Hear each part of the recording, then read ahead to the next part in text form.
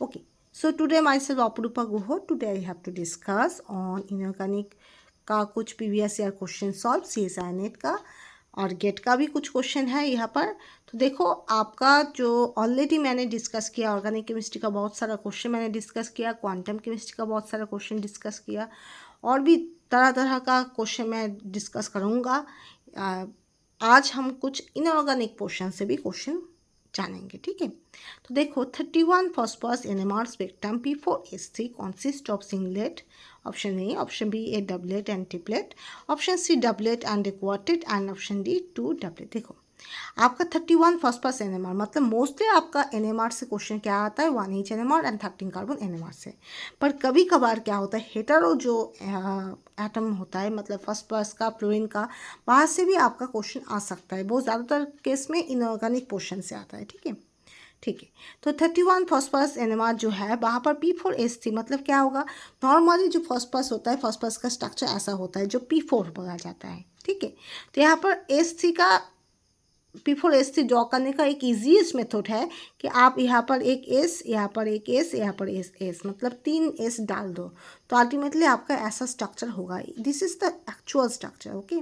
आपका P4S3 P4S5 तक ऐसा स्ट्रक्चर होता है, पर जब वो हायर फॉस्फोरस सल्फर का कॉम्प्लेक्स होता है तब क्या होता है, तब कुछ साइक्लोहेक्सेन टाइप का स्ट्रक्चर हो जाता है, ठीक है, ओके।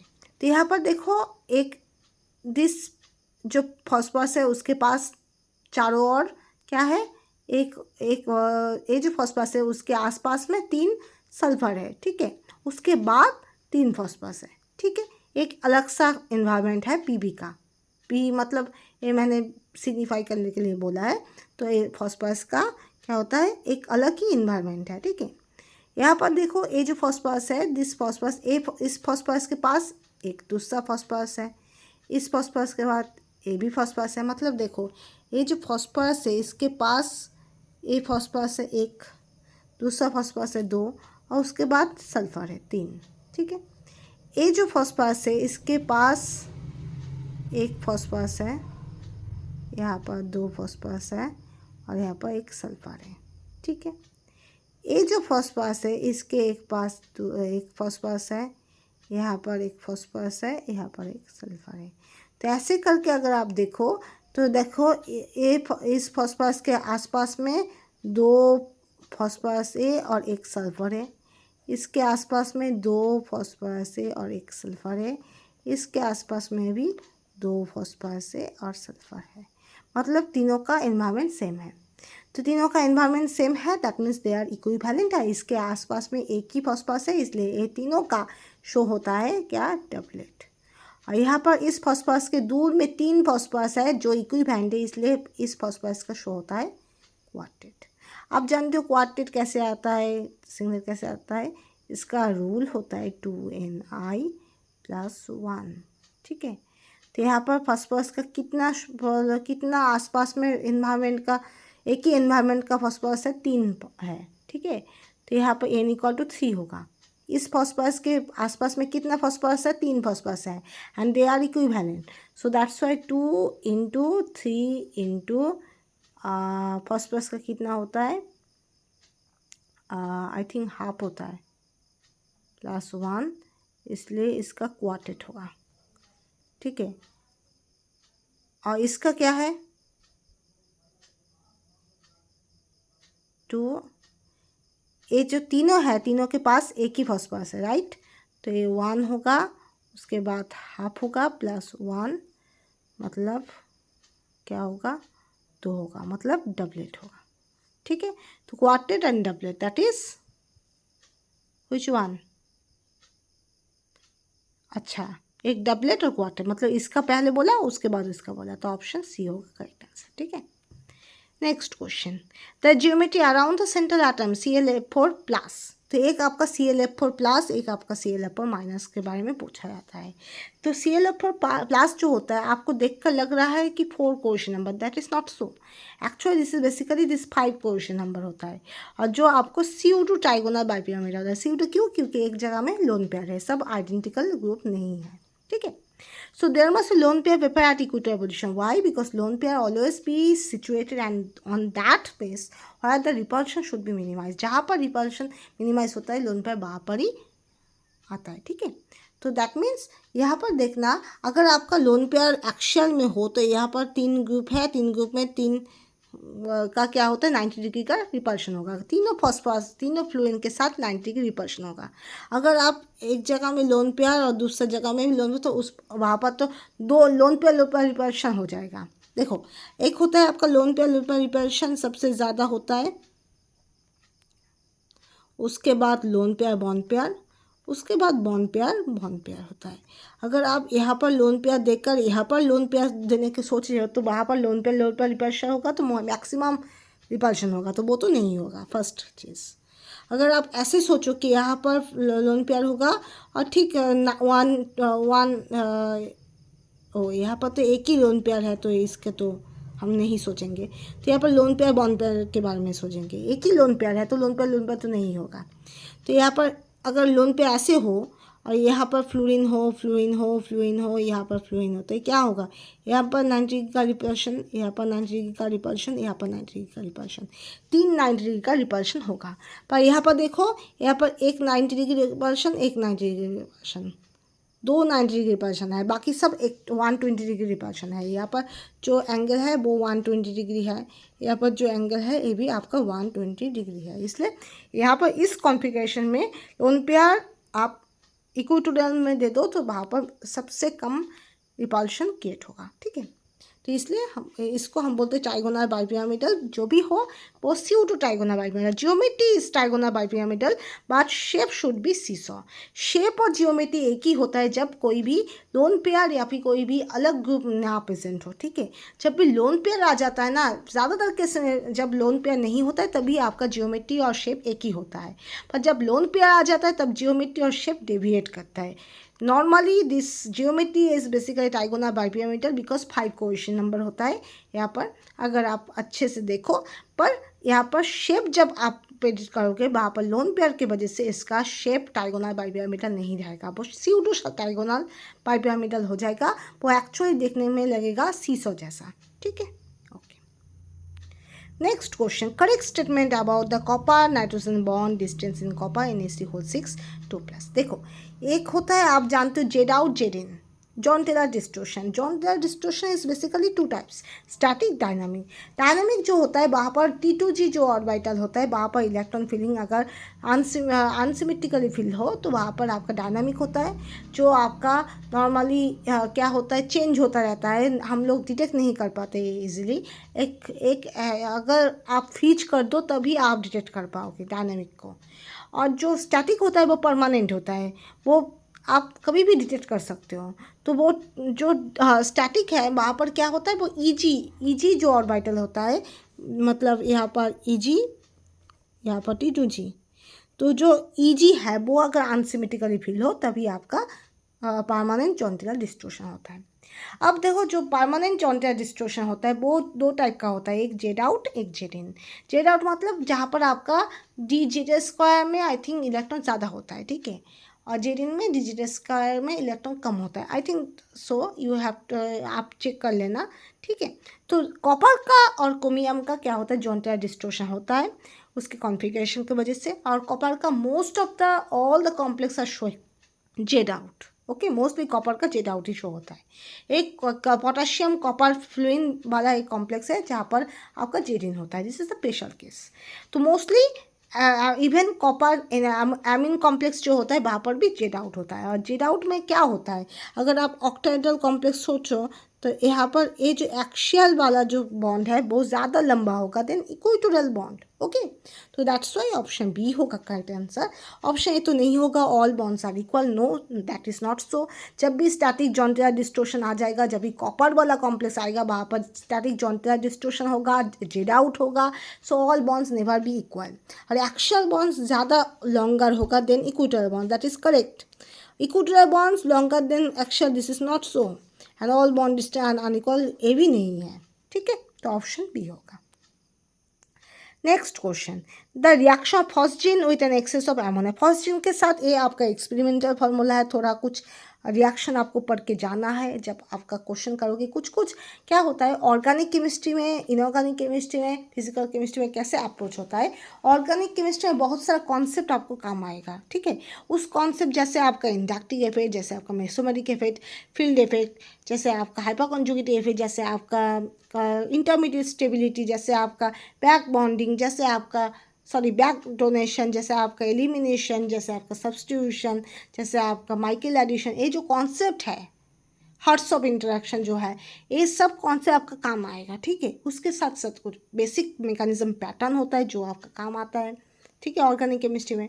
और कुछ कुछ कुछ चीज़ तो आपको याद रखना पड़ेगा, मेमोराइज करना पड़ेगा, जैसे आपका स्पिन मल्टीप्लिसिटी का फॉर्मूला, या फिर कोई सैचुरेटेड अनसैचुरेटेड सिस्टम का यूवी विजिबल का जो लैम्डा मैक्स आपको करना है, उसके लिए बेस वैल्यू, ठीक है, ये सब आपको याद करना है।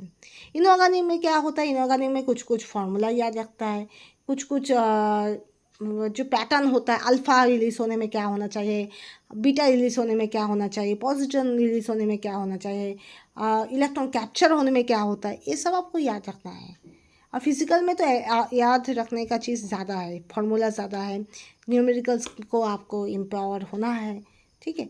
पर जो इनऑर्गेनिक पोर्शन में है वहाँ पर कुछ कुछ आपका मेन ग्रुप जो P block and S block जो आपका केमिस्ट्री है, एस ब्लॉक और पी ब्लॉक, वहाँ पर बहुत सारा रिएक्शन थोड़ा बहुत आप अगर पढ़ के जाओ तो that is very beneficial to you. Direct आपका रिएक्शन से क्वेश्चन आ सकता है, ठीक है। And phosphate also very important, ठीक है। तो फॉस्फेट COCl2 उसके साथ अगर अमोनिया रिएक्शन करे तो आपका यहाँ पर बेसिक सी बात यूरिया प्रोड्यूस होता है, ठीक है। Option C is the correct answer. यहाँ पर समझाना का कोई चीज़ नहीं है, अगर आप अच्छे से सोचो तो क्या होना चाहिए, 4 से यहाँ पर NH2 होल ट्वाइस हो गया, 2CO यहाँ पर आ गया, यहाँ पर 2Cl है, यहाँ पर 2NH4Cl हो गया, ठीक है, दैट्स इट। नेक्स्ट क्वेश्चन जो ऑर्गेनोमेटेलिक से बहुत सारा क्वेश्चन आता है।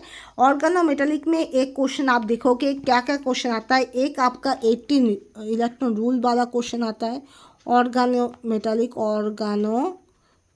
से आपका 18 इलेक्ट्रॉन रूल आता है। ए में metal metal bond and also metal metal bond पार मेटल, ठीक है, यहाँ से भी क्वेश्चन आता है। स्केलेटल इलेक्ट्रॉन जो इलेक्ट्रॉन पेयर होता है बाहर से आ सकता है। जियोमेट्री वाला आ सकता है, आपका जियोमेट्री 86 आए तो ऑक्टाहेड्रल होगा, 60 आए तो दूसरा कुछ होगा, ऐसा एक चार्ट होता है, वो आपको याद रखना है। मैं भी भूल जाती हूँ पर वो याद रखना है, ठीक है, जियोमेट्री वाला।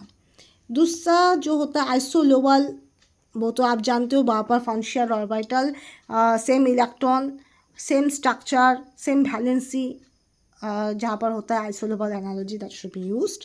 एंड ऑल्सो बोरेन यूज़ होता है, क्लोजो, नीडो, एराक्नो, वहाँ से क्वेश्चन आता है, ठीक है।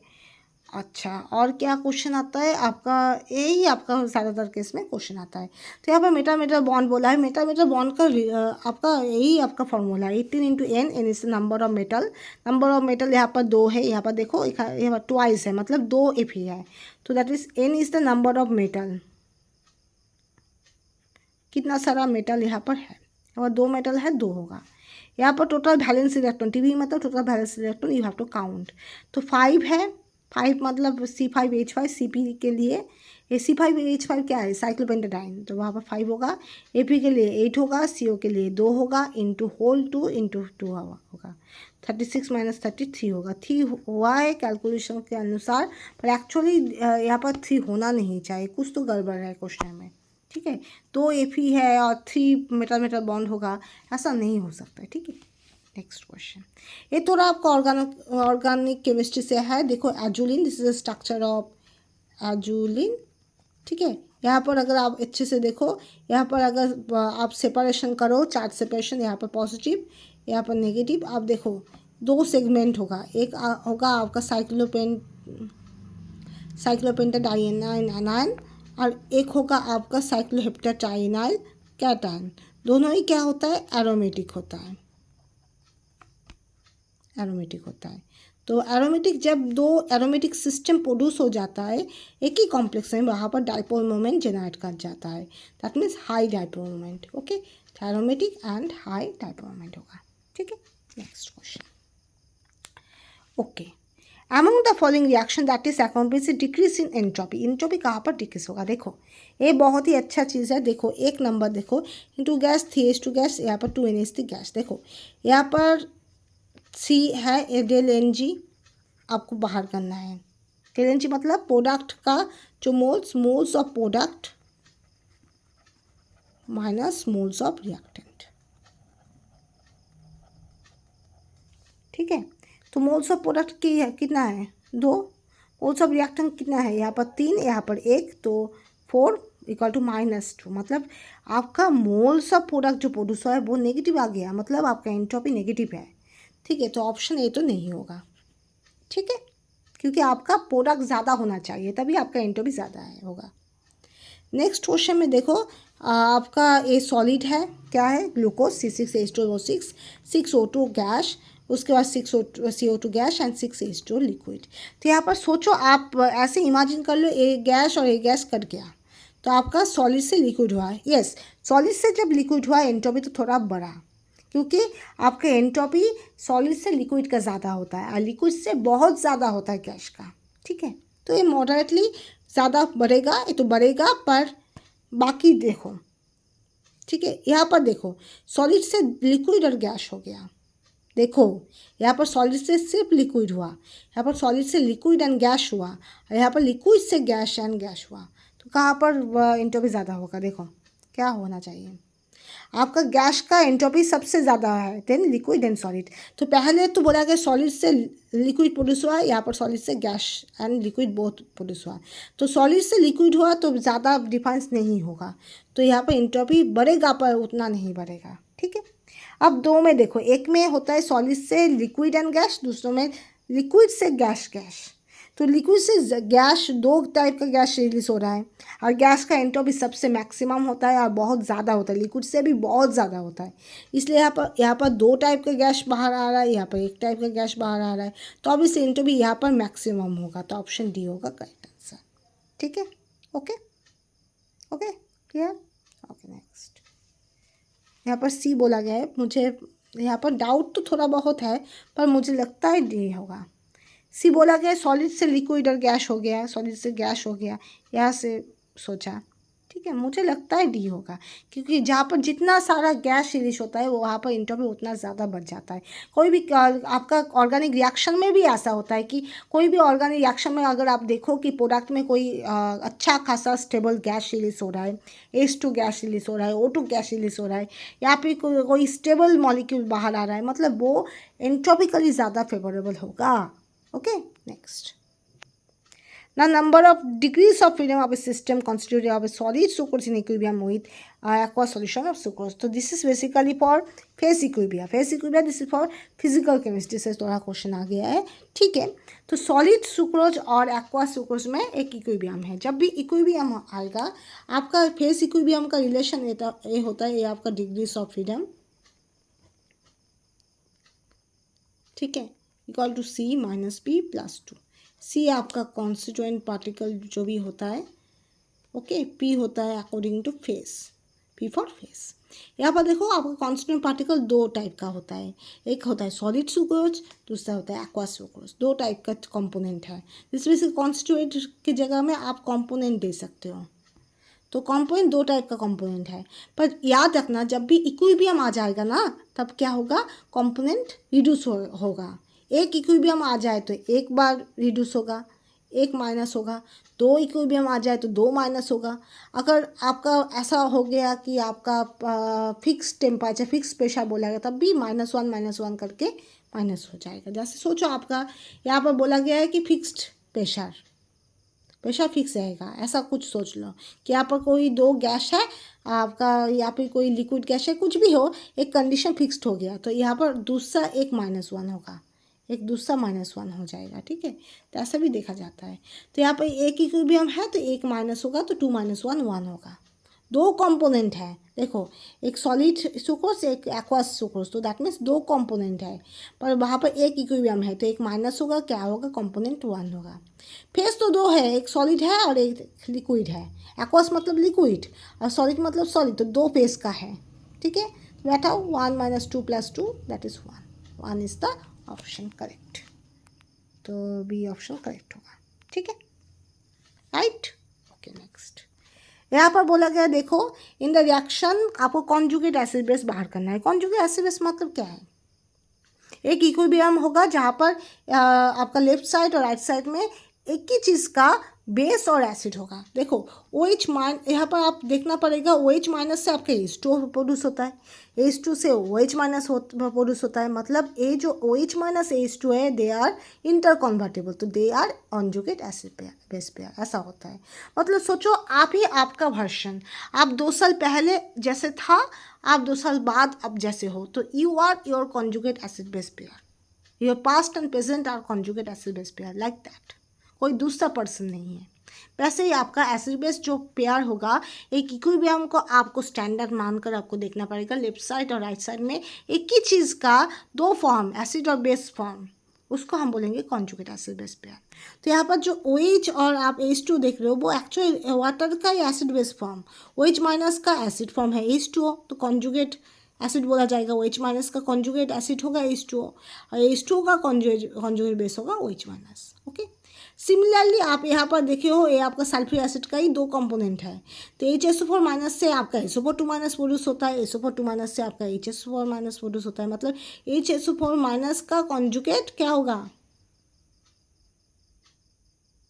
H प्लस कॉन्जुगेट बेस होगा आपका SO4 माइनस, SO4 माइनस का कॉन्जुगेट ऐसे होगा HSO4 माइनस, ओके। तो यहाँ पर आपका कॉन्जुगेट एसिड बेस क्या होगा, HSO4 minus SO4 minus and H2O OH minus, तो ऑप्शन ए होगा। यहाँ पर देखो SO4 माइनस और OH माइनस दो डिफाइंड चीज़ है, ठीक है, ये तो नहीं होगा। SO4 माइनस H2 ये भी दो डिफाइंड चीज़ है, ऐसा नहीं होगा।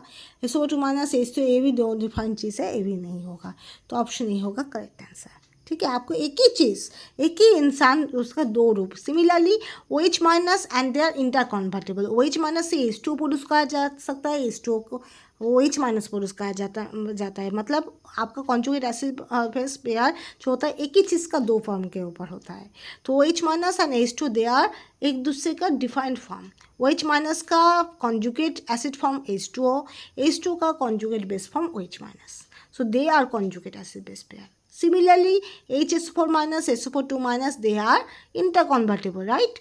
And they are actually the same type of species, but one acid form, other base form. So HSO4 minus का base form SO4 minus aqueous, and SO4 minus aqueous का acid form होगा HSO4 minus. Okay, next and last question, the structure of triphosphazene. तो triphosphazene का structure ऐसा होता है, option D होगा correct. याद रखना है ट्राइफॉस्फेजिन का ऐसा स्ट्रक्चर होता है जहाँ पर प्लानर साइक्लिक 6 मेंबर रिंग होता है। ट्राइफॉस्फेस तक जो स्ट्रक्चर होता है वहाँ पर आपका हम लोग क्या होता है प्लानर भी सोचते हैं, उसके बाद जब P4 आ जाता है तब कभी कभी वो नॉन प्लानर स्ट्रक्चर हो जाता है, ठीक है।